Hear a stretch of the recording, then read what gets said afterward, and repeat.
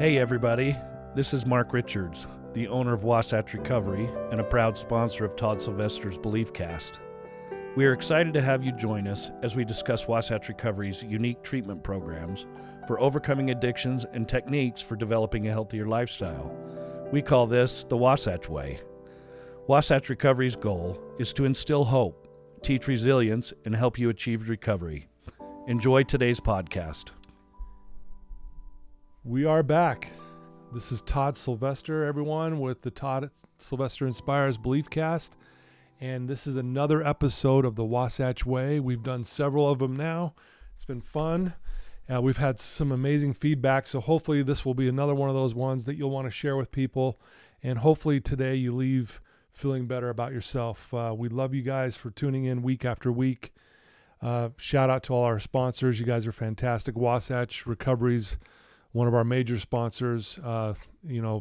Mark Richards allows me to do this from my office here at Wasatch. So we're live from Wasatch Recovery, the greatest university on the planet. Right, Mark? Absolutely. Yeah. So I have Mark Richards with us on this episode today. And Mark, it's great to be with you as always. Always great to be here, Tony. I love it. I just love it. I love doing it. I love talking to people about it. Good stuff.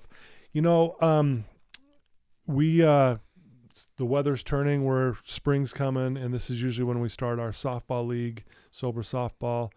Maybe talk a little bit about that, Mark, on why we do that, and maybe kind of, how long have we done that? I think we've done it since day one, but I'm not sure. Well, I don't know if it was really day one, but it was pretty close. We've been doing it for a long, long time. Yeah. And originally, when we started playing softball, it was down in the Sandy League. And we had originally one team, then it moved to two teams. Then we had an alumni team, a staff team, and a residential team. Pretty soon, before we knew it, we had 4 or 5 teams. Yeah. And it was awesome. I mean, it was just so great to be able to stay connected not only to the alumni, to people in the outpatient, but to see the people here in residential be able to really grow together. And I think sports is such a great way to do that. Yeah. It immediately creates a connection. You got to work together. You got, those teammates, they actually become kind of a family. Yeah. One of the questions I ask the clients all the time, what's the definition of love, right? And you get all kinds of answers, and to be honest, most people have a hard time answering that question. That's a tough question. How do you really say it? And one of the things I think makes it more simple, but yet it's powerful, is love equals sacrifice. And when you're on a team and you're sacrificing for each other, you end up loving that team and you feel connected in that way.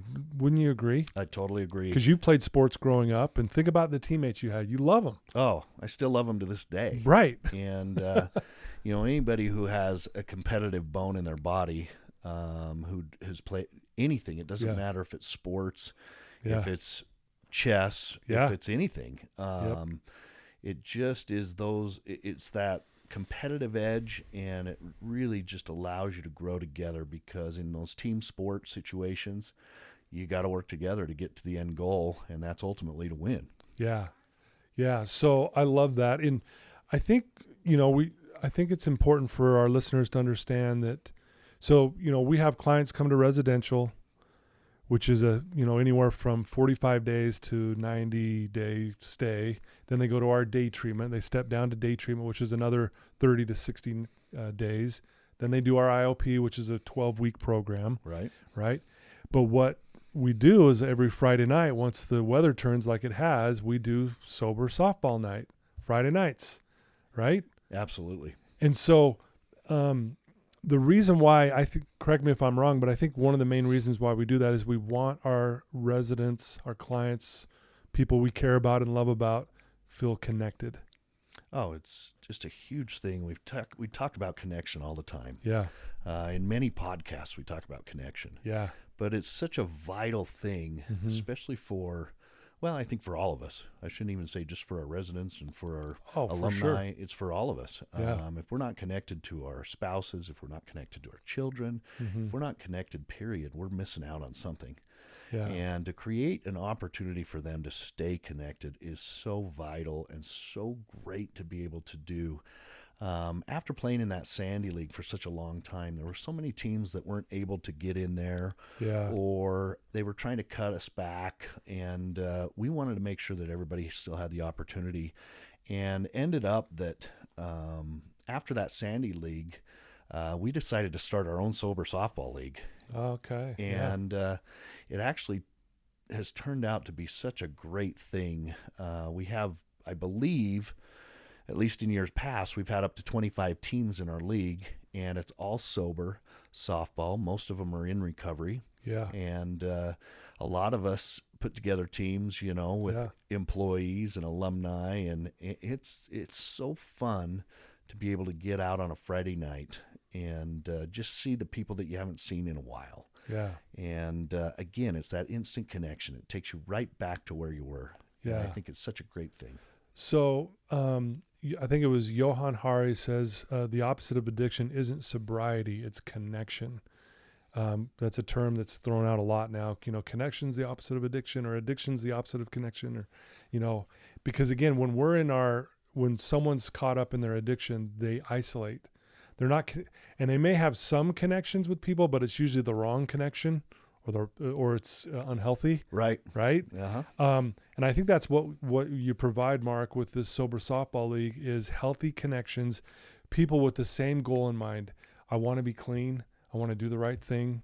I want to make a difference, and to see people come together and then sacrifice for their team and get connected and feeling that love. I really believe, we've heard it from several clients that the reason why I'm clean is because of the sober softball league. Oh, it's amazing to right? me. Yeah, it really is amazing to see how anxious they get for that spring to come, because we do it during the spring, the summer, and the fall. And unfortunately, we can't do it all year round. Yeah. But they really do. They really look forward to that. And it's just awesome to watch. Yeah. But it's an opportunity for anybody and everybody to come out. If they want to play, we'll find a team to put them on. If they want to just come and watch, we invite anybody to come and watch. Yeah. And it's great. It really is a fun thing to be able to come and just be a part of. Yeah, you used to play back in the day a little Yeah, bit, right? I did. And I had to have back surgery and couldn't run to first base anymore. But I'm getting better. Maybe I'll go back out from time to time and play a game here and there. But yeah, I used to play on the staff team from time to time. It was so much fun. Softball's a blast. Anyone can play it. Right. I remember we had one resident who he grew up, thinking, he didn't belong. He wasn't very athletic. He wasn't involved in sports, but he really wanted to be. So he just felt isolated and alone. And then he comes to our program, and he's so scared, right? I think you know who I'm going to talk about. I do. He finally hits the ball, and he's so excited he actually runs to third base. It's amazing. Right? Yeah. Instead of first. But at the same time, he talks about how it changed his life. And you might think that's so simple, but yet if you understand what this guy's been through, and a lot of kids growing up want to be part of a sports program, but they didn't make it, or they got cut, or whatever it may be. But for him, this is that's what it's like, man, that changed my life. And it really did. And to add to that story, that was such a great time. We barely qualified for the tournament part of that league. And then we went on this roll, and we ended up playing in the very last game. We ended up winning the championship at 1 a.m. That's right. We played till 1 a.m. in the night. And ultimately, we ended up giving him the most valuable player trophy. And I don't know if you remember that, but his dad called me and said he slept with that trophy last night. Whoa, and I did not know that. Yeah, wow. It was an unbelievable thing to hear, because it just instantly gave him such a connection to us. Dang. And he was so great. That's awesome. And what a great thing to watch and see. Oh my goodness. Well, many of you listen to this, if you've had loved ones in addiction, or someone's even struggling now, if they're honest with you, they'll tell you that one of the biggest hang-up is they feel alone. They just do. They feel alone. They might feel alone. Even if they're sitting in the room with their family and friends, they still feel alone. Yeah. Right?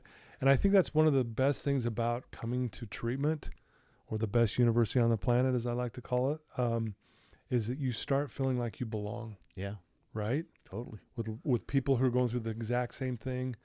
And so, you get calls all day long, every day, all week long, all weekend long from people. When someone who maybe has relapsed, Mark, do you notice that one of the things that they've lost is these healthy connections once they've kind of gone down that relapse mode, so to speak? 100%. In fact, I bumped into one of my old residents this weekend, and I could just see the struggle in him, and how shy he was at that moment to see me, and almost felt humiliated. And I just gave him the biggest hug and just said, hey, I love you so much.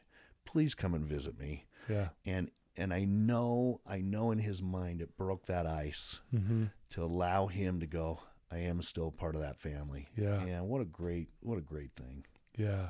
Yeah. You probably get that a lot. I do. You run into people everywhere. Oh, right? Gosh, I do. And it's great. And, most of the time I see them and they've got smiles on their face and they're walking around, Home Depot with their kids and they're in this great space. And then every once in a while you'll see that person who's still struggling, and to know that they can come up to me and to not feel shame, or they might feel the shame, but at least they know they're not going to be judged, is so vitally important. And I agree with you. When they come to treatment, immediately, we take away that judgment. And it changes their world. Well, let's talk about that for a minute, because I think that's a huge thing, Mark. Because one of the things that I think if people understand about you, they'll realize that you don't ever shame anybody. That's one of your strengths, is that, like this particular guy we're talking about, you just giving him a hug, breaking that ice, making it like, I'm not judging you. I'm not looking at you differently, kind of thing. You're struggling. You're a human. Let's work through this kind of thing. And so I think shame is the thing that keeps people stuck.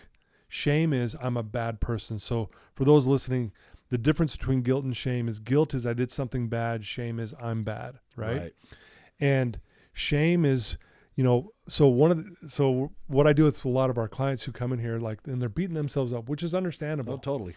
I'll always ask the question, how long do you want to keep beating yourself up for? And then you'll be okay. Like, how much longer do you need to?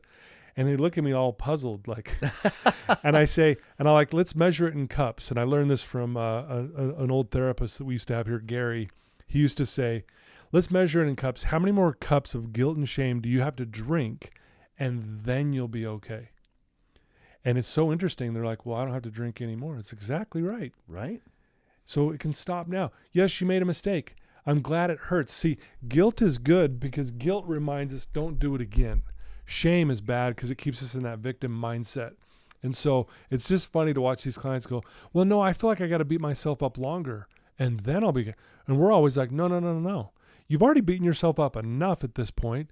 Why don't we stop beating yourself up and let's move forward from this point? And it's great when the client goes, yeah, I really can stop right now beating myself up. There's no reason, because we're not judging you, like you were saying, Mark. You don't judge anyone. Yeah. What do you think of that? I love the analogy. I love the analogy that Gary created with that cup. Eventually you're going to be full. Yeah. Eventually you're going to have enough, juice in you that you're going to go, okay, I'm done drinking for the night. Exactly. And ultimately you make that decision and go, okay, enough is enough. Yeah. But, it goes back to what you just said. People are lonely. People are shaming themselves and isolating. Yeah. And that's what we're trying to pull them away from and give them, a place to come where they know I'm comfortable. Yeah. I can be vulnerable. I can tell all my crap that I feel guilty about. Right. And not shame myself. Yeah. And eventually they start to believe. Yeah. It's beautiful to watch. It is. It really is. It's amazing. So let me ask you this question, Mark. This is kind of along these lines, but there's a lot of statistics out there that are not very good when it comes to someone recovering or being recovered, right? Right. And I know where you're at, and I'm the same way. We don't believe in those statistics. We burn those. We're like, nope, we believe everyone coming through this program will do it. Yeah. So what are the odds in your mind? I'd love to hear, as an owner of Wasatch Recovery, someone that comes to our treatment, residential, they do day treatment, they do IOP, they get involved with our sober living and sober softball, and they're just a part of our program for over the next year. In your mind, what do you think the odds are of someone actually getting this and moving on and living their lives free of addiction? If somebody does the entire program, just like you stated right there, and stays connected, I would dare say that 8 to 9 out of 10 people will be recovered within that year. And so many people listening to this are going to go, no way. Right. But what you said is if they complete it. Yeah. And that's the key, is they got to commit to doing the whole program. Yeah. And it's been proven over and over and over, if you do the entire program, that you're going to be well and you're going to be happy. And again, we've often said this on our podcast, this isn't necessarily a drug and alcohol program. Yeah. This is a life program. That. Yeah. And if you're happy and you love yourself and you know that you're okay, you're going to do great. Yeah. But it takes time to work through your past. It takes time to stay connected, create those connections, and start to believe and practice those new skills that you have to really make you happy. Yeah. Yeah.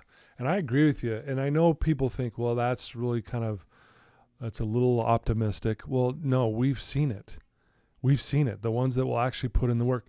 I say this all the time. People who put in the work love Wasatch. People who don't put in the work don't necessarily love Wasatch. And it's because it's not really about us. It's about the person putting in the work. Right? I had a parent of a client that we have right now. What is the success rate? And I said, and I know this is bold, I said 100%. And she looks at me like, no, sorry. And I go 100% if they'll do what we tell them to do and if they put in the work. Because again, if you put in the work, how could you not get it? Yeah, you can't fail. Can't fail. If you work. If you don't put in the work, the odds aren't very good. Yeah. They're just not good. Yeah, they're not good. And that's why we say, you got to be 100% in. Yeah. Because 99% in, oftentimes you fail. Yep. And it's amazing. It's amazing. This is all or nothing when it comes to getting clean. Yeah, it just is. Looking back in my recovery journey, is that I'll never forget when, you'll remember this, Mark, and those listening, I'm obviously a little older. I'm 53. And back when I was in high school and college, we had cassette tapes.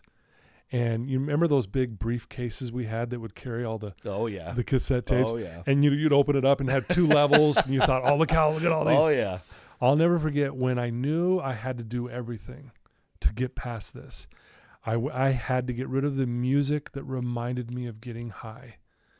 And I'll never forget, I had a garbage can next to me, and I was going through that. I'm like throwing away stuff that at the time was reminding me of getting high or wasted, or it depressed me or whatever. And I went through and I cleaned house. And it was one of those things where back then my mentor was saying, you've got to do everything, even getting rid of music that reminds you of when you were using. And I thought, wow, really? But sure enough, it was one of the best things I ever did, Mark. That's awesome. And it goes back with what you were just saying. If you do 100%, and to me that was like, I'm doing 100%. I'm even willing to get rid of the music I love to listen to. Yeah. Right? Well, and music is powerful, Yeah. But there's so many things that are constant reminders in our lives. Yeah. And if we can remove ourselves from those negative reminders, again, you're just giving yourself that much better of a chance. Yeah. And, I agree with your statement. If you're going to continually work and do what they say and follow a program, your success is inevitable. Yeah. It's just, do I want to do it? Yeah. And we talk about that a lot, Nike has the greatest slogan in the world. You got to just do it. Just do it. But it's hard. Yeah. We're never saying it's easy, but Right. it's very simple. Yep. Simple program, but very consistent, and you can't help but to succeed. Well, and those that are kind of doubting this right now, maybe listening to this going, sounds great. But like, if I look at your life, Mark, and how you started this whole Wasatch Treatment Center in the first place, think about it. You had to put in the work. Like, it's no accident that this is where we're at today. You put in the work. You sacrificed your time, your money. You put your house on the line. You put your life on the line to make this happen. Right? You did it. Because people say, oh, I'd love to own my own treatment center one day. And then when people realize, oh, that's what I've got to do, they take a step back and go, well, maybe not.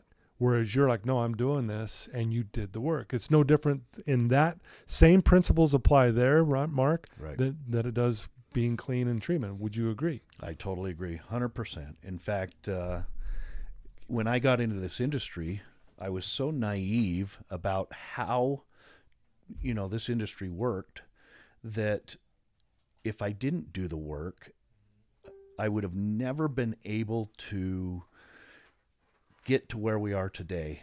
And I can tell you, Toddy, that's why I'm still so committed to being here every day, because I ask people to work every single day.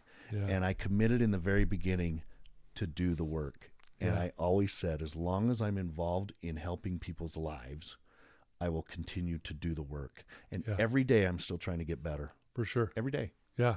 No, and I see that in you. I know you're always trying to be better, and that's awesome. You're a good example to me, and I know we feed off each other. We do, vice versa, yeah. But sure. I really know that I want you to know I understand what it took for you to get this place going, and I respect it.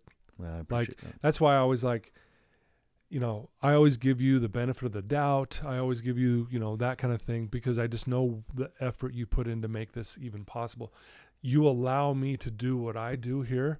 I wouldn't be able to do this had you not created Wasatch, Recovery. Yeah. So I just want you to know I respect that. And for those listening, again, this goes back to, these are the same principles we teach these clients who come through this program.